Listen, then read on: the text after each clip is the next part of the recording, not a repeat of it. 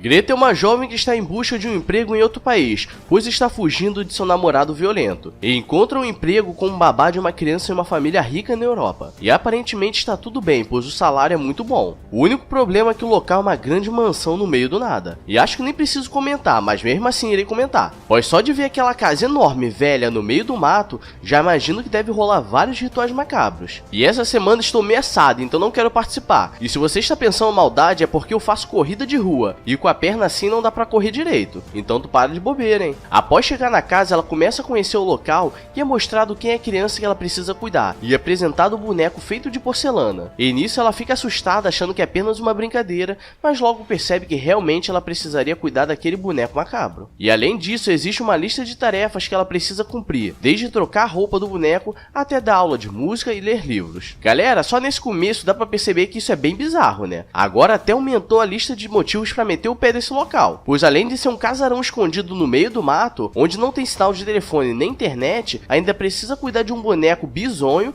como se fosse uma criança. E pior, os pais dele ainda fariam uma viagem durante um mês. Antes deles irem embora, o boneco que chama Brahms bagunça tudo e a mãe dele pede desculpas como se tivesse com medo. E Greta começa a fazer as suas atividades, e como esperado, ela apenas coloca um pano em cima do boneco e fica passando o dia sem fazer nada das regras. Até que de noite ela vai ver o boneco e o pano não está mais em cima dele, e de madrugada ela começa a ter muitos pesadelos, como se estivesse sendo vigiada. No dia seguinte ela vai perguntar a Michael, o vendedor da vendinha que toda semana passa para trazer as compras da casa e o salário dela. E ele começa a contar a história do Brahms e diz que era um garoto de 8 anos que era muito inteligente, que acabou morrendo em um incêndio na casa, e desde então os pais deles colocaram esse boneco para substituir como forma de amenizar a dor. E não preciso nem falar que isso é muito bizarro. Eu já teria procurado um psicólogo ou um curso de crescimento emocional. E Malcolm, como não é bobo nem nada, a chama pra dar um rolê na noite, já que ela fica sozinha naquela casa a semana toda, e Greta vai tomar um banho e se arrumar, e sente a presença de alguém por perto, e quando volta pro quarto, todas suas roupas sumiram, e ela lembrou que a mãe de Brahms disse que ele era muito brincalhão, mas que depois de algum tempo devolveria. E isso já seria um motivo claro para chamar a polícia ou um padre. E ela ainda tem a burrice de subir as escadas do sótão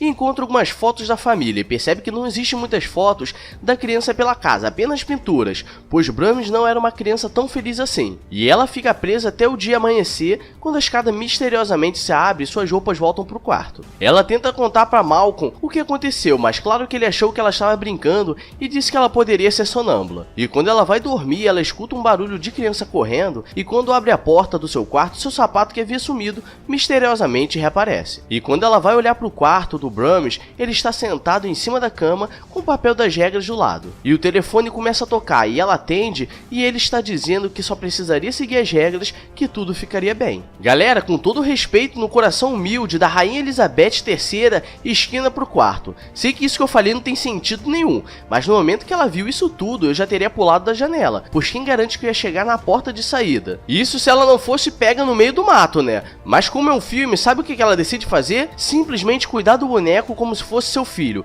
ignorando tudo o que aconteceu, achando que é apenas o espírito de uma criança, e pra quem já assistiu Annabelle, sabe que isso não é uma coisa boa. Um dia ela está na cozinha fazendo comida para o Brahms, e ele desaparece e ela quer provar que ele está vivo. Então chama Malcolm e mostra ele mudando de lugar, e diz que caso ele não se mexesse, ela teria que ir embora, pois está ficando louca. E agora até Malcolm tem motivo para meter o pé e nunca mais voltar. Mas como se trata de um filme de terror e até agora não teve nenhuma cena de vucu vucu, ele aproveita para ficar com ela, mas o Brahms é o famoso para-trepa. Isso para não usar outro termo, né? E ele fica boladão e liga o rádio. E Michael se lembra de uma história que aconteceu há 20 anos atrás, quando uma menina ia na casa de Brahms para brincar, mas depois de desaparecer por uma semana, ela foi encontrada morta. E quando a polícia decide investigar Brahms para saber o que aconteceu, eles chegam na casa e ela está pegando fogo, e foi assim que ele morreu. E a partir daí, os pais adotaram aquele boneco falando que é o filho. Depois de alguns dias, o ex-namorado de Greta, o cara que eu disse que a agredia, aparece na casa dizendo que vai levar ela para casa no dia seguinte, e o cara é enorme, parece até a versão do Aquaman sem Aquaman. E Malcolm, para ter certeza que nada iria acontecer, fica dormindo no carro do lado de fora para vigiar. E acho que agora posso aproveitar para explicar a história de Greta e do ex dela. E basicamente a história dela é o que sempre acontece no Brasil. Ela é agredida e quando decide ir embora, descobre que estava grávida e não sabe o que fazer. Mas em um momento de fúria do namorado dela, ele a espancou até ela parar no hospital. E nisso ela perdeu a criança e depois decidiu fugir para a Europa para esquecer tudo. Mas o cara, como é uma desgraça, foi atrás dela dos Estados Unidos para buscá-la. sala. Durante a noite, o cara acorda cheio de ódio no coração, pois alguém colocou vários ratos mortos na sua bolsa e escreveu de sangue pra ele ir embora. E nisso que ele faz uma das maiores besteiras da vida dele, pois ele pega o Brahms e o quebra todo, e a casa começa a se tremer como se fosse um espírito revoltado. Mas na verdade, o Brahms sai boladão da parede. Eita porra!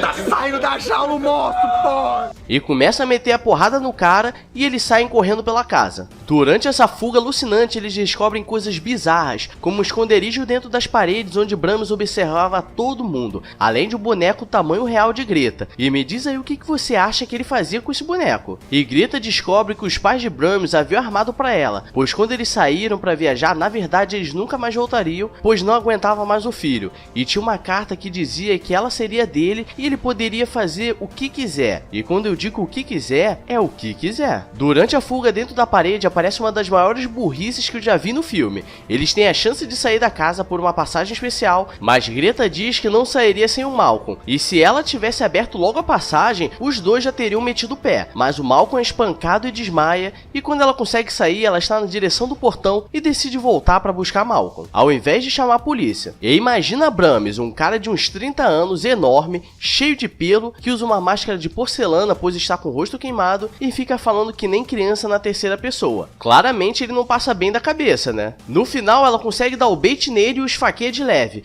e consegue salvar Malcolm, mas é mostrado que ele não morreu, e se eu fosse ela, teria chamado a SWAT para resolver aquilo. Mas tudo dá a entender que ele continuou vivendo lá tranquilamente, dessa vez esperando um lerdão de um outro filme de terror aparecer. É isso, pessoal, mais um filme recapitulado, e dessa vez até que foi curto, pois não tinha muito o que narrar nesse filme. Isso sem considerar que já existe o 2, mas vamos deixar pra próxima. E eu te pergunto, o que você faria no lugar dela? Dependendo do salário, eu continuaria na casa, pelo menos se ele fizesse algo comigo ainda seria pago. E pelo que a amiga dela disse, ela estava ganhando em euro e ganhava em uma semana muito mais do que ela ganhava em um mês. Isso quer dizer que na conversão direta, ela estava tirando uns 10 mil reais por semana.